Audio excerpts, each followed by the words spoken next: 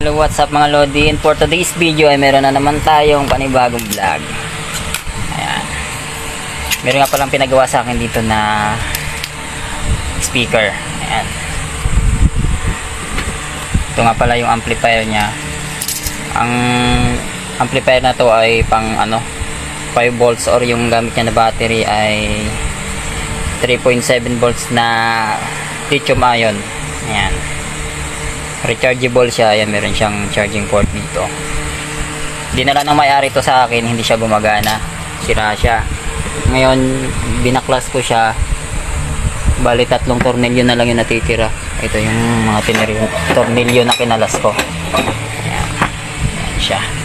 Nagulat ako dito guys, ito yung kinagulat ko talaga nang kinalas ko siya, no? Nung binuksan ko. Ayan, no? Ayan yung laman niya mga Lodi, oh. Ayan.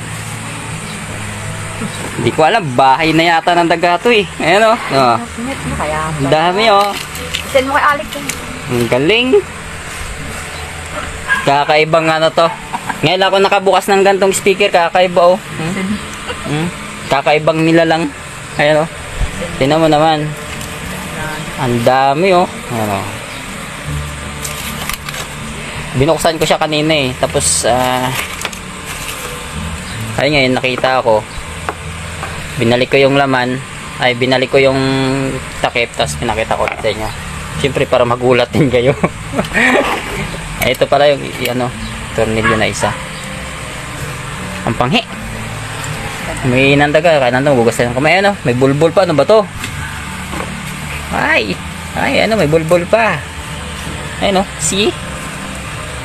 Tayo tayo dyan, papapalaban yata tayo sa linisan ito, Ang dami, oh.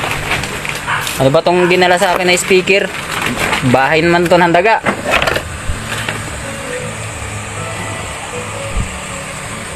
Okay, shoutout po sa nagpagawa nito, boss. Sana mapanood mo yung video na to. Ito nga pala yung pinagawa mo na speaker, oh. Ayan, oh.